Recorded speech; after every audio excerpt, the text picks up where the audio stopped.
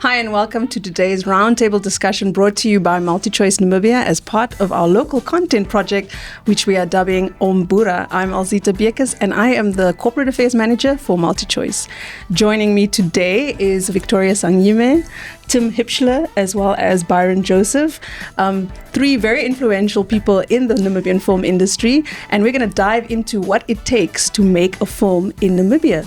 So Victoria is a screenwriter and director. She wrote and directed Okalila, which was part of our first phase in our local content project, and it showcased on Zambezi Magic in December 2023.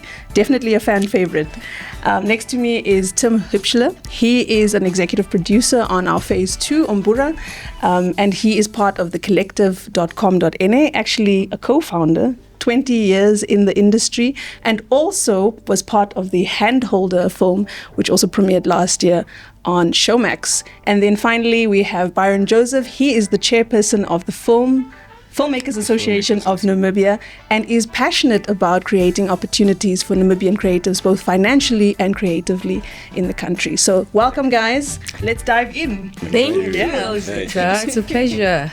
So the first question, maybe just to start us off, is what, maybe in a nutshell, can we say about the Namibian film industry? What is kind of the opportunities and the challenges that we're expecting? A big question to start off with, but whoever wants to jump in on that one. Victoria? Okay, Byron, go. I don't know. What is the potential? If that's the question, I think the potential is immense. It's great. It's considering where we are now as an industry. Where are we? We're basically an underserviced, slightly ignored sector of the cultural creative industries. And with the slightest investment and attention in this industry, it can only grow exponentially. We can have so much more of our authentic Namibian stories being told on the variety of platforms available to us today. Yeah, very optimistic. And I suppose as a filmmaker, you have to be optimistic, right? Yeah.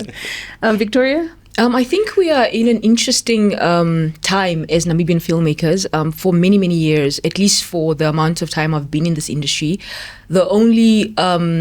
how do I call it?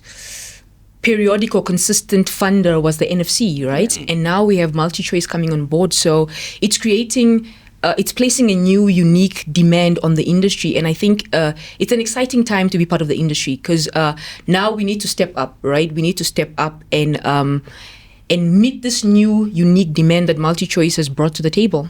Yeah. So I think it's an exciting time. It's really an exciting time. Yes. And we're excited to play that role as an investor in the industry also. Yep. I definitely think there's a buzz that's currently existing throughout the industry because there is, for the first time in many years, that there's consistent content that's being created, whether it be TV, movies, documentary, or even series.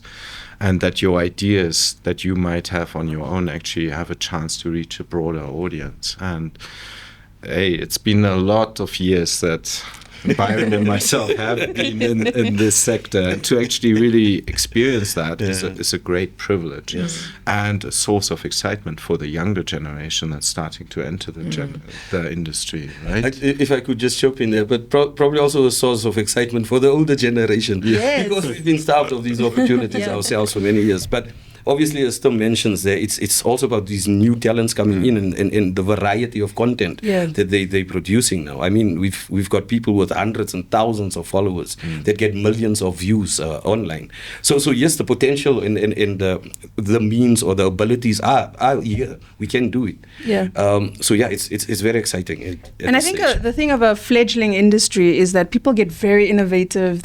We see people making incredible content with just their cell phones and stuff, and that's definitely one of the challenges of a small industry. And we will be doing an episode with actors, so make sure you tune into that as well. But that's one of the things that when we went into the second phase, which Tim and his team at the Collective is helping us with, how do we make sure we grow this industry? Because like Byron is saying, it's not just what you see on TV. It's not just the actors. It's the filmmaker, it's the director, it's the writer, it's the makeup artist, it's the caterers, it's the venue venues, how do we make sure that we are giving everyone a piece of the pie? Well, I think the consistent funding is the first step, because for many years nobody could become a full-time actor because there was maybe one project a year that they were attached to, and that's why we had this situation where actors latched onto 3-4 productions because they're like, finally, Exactly. Pursue my this is dream. what I'm doing. And I mean, obviously, that's not just on the acting level. That applies across the board, whether it be camera people, sound people.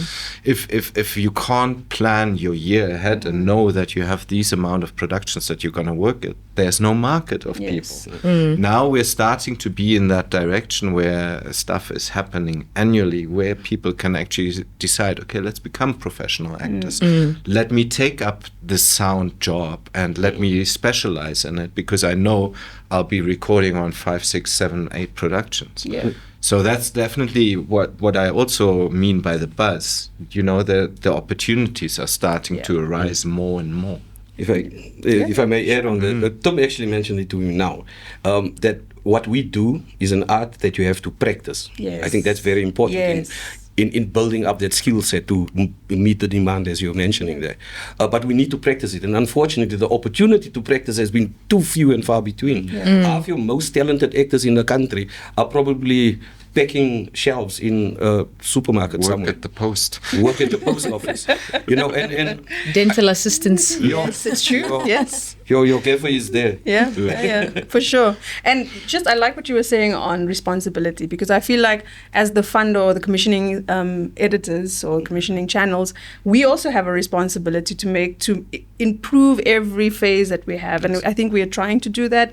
And so these kind of discussions is really important so that we can see where did we kind of fall flat last time, or where was the vacuums, and how can we improve and actually develop the entire industry, and not just the first people you think of when you think of a film. And it's not just films this time around.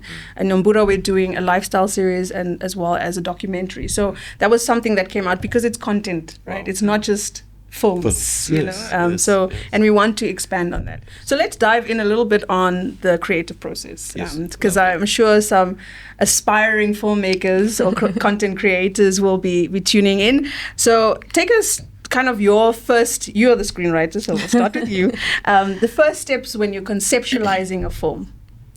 Oh my goodness. You just wake up in a dream. It depends for me, right? The idea sometimes comes, if the impulse for the idea is a type of a character, maybe I think of a unique character. Sometimes it's a unique character, sometimes it's a plot. So I always say a great script is where your character's desire drives the plot, and the plot serves the character's desire. So for me, when I have an idea, I can immediately I know, is it a plot thing or is it a character thing? And then if it's a character thing, then I try to put this character within a world that confronts their flaws, confronts whatever it is I'm trying to do with this character.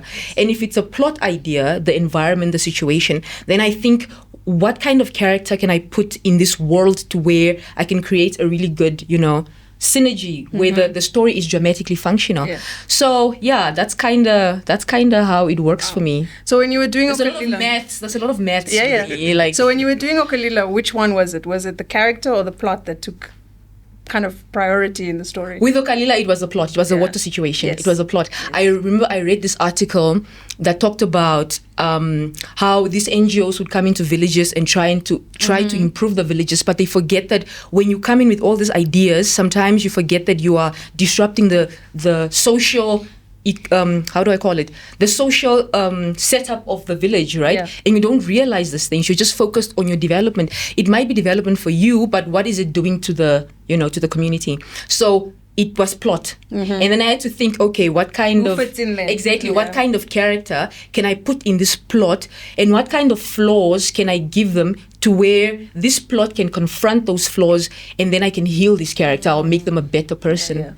And I remember viewers loved seeing the landscapes. Like that was the big one. It was shot in Inanna, right? And people loved seeing the white sand of the north and the palm trees and the buckies going through. So that was a big one. So I know you have to kind of, Reiki, is that the word? Yes. Yeah. Location. So to maybe talk to us a little bit about the role of research when you're starting to think of a film. So I'm just gonna first sure. latch on to what Victoria said. I believe with stories it has to have two very important functions. For myself is the one that I'm going to be okay to live with that story for a prolonged period, because I will have to develop it. I'll have to take notes from somebody. It's going to be with me either for weeks, for months, or for years, depending on the scale of the project, essentially. That's the one thing. But the other very important aspect that we may not forget is there an audience for it? Because with filmmaking, with content creation, we're not doing it for ourselves. Otherwise, we could just stand in front of a mirror and entertain us, and that would be some okay. of us It would did that. be a lot of it would be a lot cheaper to do that. Yeah. Obviously, there's a lot of financial implications. So there also needs to be a market for it, or at least an audience that actually has a vested interest in what you are preparing yourself to tell the world. Research, anything that you, even if it's fictional, even if it's very far-fetched, you need to make sure that what is in your story is believable and convincing, again, for the audience. And even if you set it in outer space, there are certain rules and laws that they should follow in order to work as a story. I mean, if you think of Star Wars as an example, it's essentially a Western. And it's just set in a different environment. It's true. But it is uncharted territory, like in the Western times. It's very interesting. Like, I think from commissioning editors, this is kind of what we've struggled with when people begin to pitch their concepts. You're so passionate about your project, and we, of course, have an audience. Every channel has an audience and has specific requirements, whether it's Showmax or CakeNet and Key, and it's sometimes nuanced from each other. So even CakeNet has a couple of channels, and they're very different from each other. So we often ask, are you willing to take notes? Are you willing to let go? Because ultimately, we own the license. Exactly. As the commissioners. And sometimes that's also like what you're saying, you have to also let go of the baby, make the baby, but also let go. Can you live with it in the production, but can you also let go? Byron, you have anything around conceptualization of ideas? Everything that Vicky and Tim said here is absolutely relevant. The one thing that I can add from a script writing perspective is please keep it simple. Keep the 3-act structure, a beginning, a middle, and an end. It has to start somewhere. It has to climax somewhere. There has to be a denouement somewhere. So just keep those things in mind in terms narrative structure. Your narrative structure when you conceptualize and build a story. But I think most importantly is be authentic. Be true to yourself, be true to the story, be true to your audience. And Namibia provides such beautiful opportunities for that. I mean, a Himba person eating kapana with a bushman at what is it, the central stores in Damara Lokase. Where in the world would you find that? Not in Bogota, not in China, not in Hollywood. You don't find that anywhere. And these are the jewels within our culture that we really have to start working on and mining as a storytelling community. I think the more local something is, the more global appeal it has. 100%. Because universally as humans we have a similar experience, at least living life. Obviously we have different socioeconomic backgrounds and all that, but what is human to you will be human to somebody else. And even from just a business perspective, from MultiChoice, that's why we call ourselves Africa's most loved storytellers, because those African nuances, those Namibian nuances, is actually our differentiating factor, especially for Showmax. When you think of the competitors out there, no one else is telling African stories like Showmax does, because we've invested heavily in the content. And so it doesn't just make creative sense, it makes business sense, right? So let's talk a bit about production then. We've talked about so we're going into production. So maybe how do you now, you've got this concept, how do you balance the creative concept and also the professional working environment and some of the constraints that comes with going into production? Sure, you need to know your budget. That's where it starts. It starts with the budget. It starts with the budget. Please do. Budget. That's the key thing. Because it still needs to make business sense at the end of the day. And certain creative visions you might have had might not be able to actually translate off the paper onto the screen. And then it's about how can you creatively still achieve a story that works for you, but also for your audience within the parameters of the time that you have to make it and the budget that you have available. I think that's where it all starts. That's very, very true. I mean, the first round really just taught me that within our landscape, Victoria, write for the budget. Yes. Yeah. Like, write for the budget. And I think, Tim, to commend you, you did very well with that on Handholder. You guys really, like, in terms of just locations and how it was so contained, I was like, I should have done that. That's the secret sauce. Exactly, within our landscape, it's important to learn to write for the budget. Yeah. That's because otherwise, if you don't, the rest of your process is going to be so frustrating because you're going to run into problems at every juncture, I'm just thinking about it just through what you're saying there, but coming back to that authenticity that you displayed in the script that you wrote, which was expensive, had all these beautiful scenery and things And I had in anxiety it, after it. which the audience enjoyed. Yeah. I think sometimes you have to take that risk. You have to stretch the envelope. You cannot be too contained. I understand what Tim is saying, because you will suffer the consequence if you are too expensive in your idea and stuff like that. How do you implement it or make it practical? How do you actually make the film or the content that you want to create? So you have to think about that when you're creating. I just want to say that maybe not as a caution, but please, but let the imagination run. Loosen the reins. Yeah. After that, you can come back and say, okay, we can't get a helicopter. But maybe we can get a drone. Yeah, I guess that's where finding the sweet spot comes. What Elzita is asking, right? Finding that balance, between your creative expression and the business side of production, which is a real thing, It is. So yeah. And I think we invest a lot in the creative process, but not really in the business aspect of filmmaking. And so we're learning by trial and error, and you guys were veterans going in that. But we write stories like this, and then the budget is like we did it down. Now you have to get down to the nitty gritty. And if you're the writer and the producer, not you were the director, but how do you now let go of your babies? So which is what we were talking about, loving the concept because you must live with it. Yeah. But letting it go also. It also needs to be sustainable. Yes. So I totally love the pushing the envelope bit, and I did it. Trust you me, I suffered from it in the early years. Yeah. But I think in the long run, what it's about is literally understanding what you are able to do, not just for the story, but also for yourself. Yes. Because if this is then you do push the envelope once and then you just never do it again, then we have lost the storyteller. So, and that for me is a bigger loss than anything, essentially. So if it incrementally can be developed and you become smarter, and yes, by all means, I can shoot elements of Okalila in the north, but I just do it for one day, and the remaining 6 days, because it's interior scenes, I shoot them actually in Windhoek. It's stuff like that. Those are good where practical tips, where you start thinking about it. So Tim said a good one.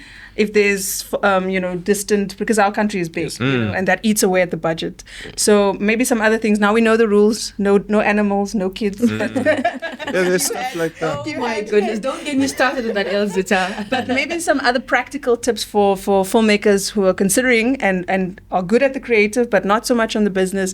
Just some 1, 2, 3 practical tips to stay within budget. So the very first thing is you need to schedule your production very wisely. So it's all in the pre-production. Actually, writing is an important aspect. Don't write stuff that you will never be able to film. That's the first thing. But then once you have a script that you say like, I worked it within the budget, then how are you going to shoot this? You need to schedule very wisely.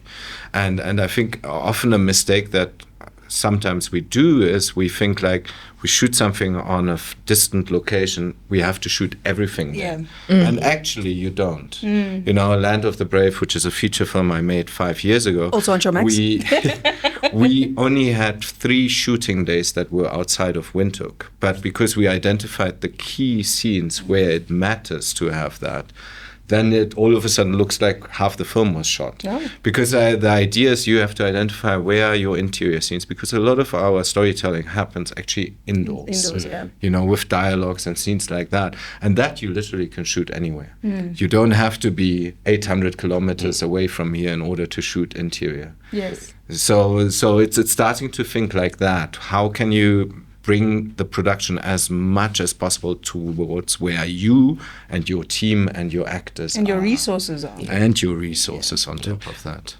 Elzita, I think we also shouldn't ignore the advancements in technology and what it provides for us as storytellers now.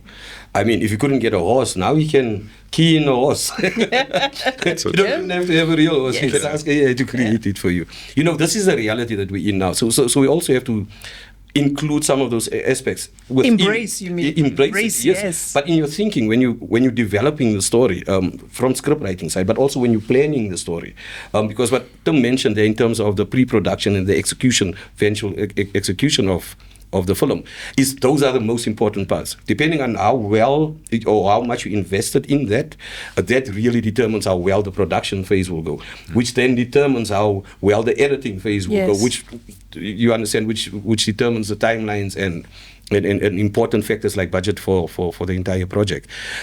So if we're smart nowadays, we'll definitely include a lot of those things. Choose your locations well, as Tom mentioned there. Remember, this is make-believe. So if you need somebody to fall out of the sky, don't go jump out of the plane. You can do it against the green screen. You understand what I'm saying? Yes. There's a lot of innovative ways to do that, to tell the story. We just need to apply that. And I've heard some creative things that people have been doing. Just to add on to that, I think from a script writing point of view, I think there's this assumption that high concept is better. People love high concepts. You know, I used to teach at the College of the Arts, and I'm still in touch with a lot of my former students. They will send me scripts to read through, and it's a lot of really, really high concept. I'm like, I don't know if you're going to get the money in this country to do something like this, you know. High concept is not necessarily better. Yes. In fact, if you look at even the Oscars, and most of the movies that get nominated or that even win awards are low concept movies that are character driven. So focus on telling a powerful story. Focus on telling powerful character driven stories. Stories that have a character that is empathetic, a character that has a really, really a goal where audiences can stand behind them, you know, and be like, yes, I'm with you, we are going, you know. Focus on the 3 years: character, desire, conflict, you know. So it's not always that your next blockbuster must be things are blowing up and things are coming out of the earth and things are like cars are crashing and you know, every other scene is just poof poof. No, high concept does not mean great story. Great storytelling starts with character. You know, it starts with character. And we saw it with Nollywood. I always reference Nollywood because I feel like we are in that phase. People will watch if it's poor acting, but the story is hooking you, like you will sit through that movie. So I definitely agree with you. So from our conversation, I think we all agree that the Namibian future, the future of film in Namibia is very positive. As part of the multi-choice local content project, Umbura Phase 2, we will be releasing our films come October 2024, running until the end of December. That will be on CakeNet channel 144 on DSTV, channel 14 on GoTV, and CakeNet and Key channel 145 on DSTV, channel 15 on GoTV, and Showmax, of course. So make sure you tune into those. Thanks everyone for your time and for your great insights. Thank you for having us. Awesome.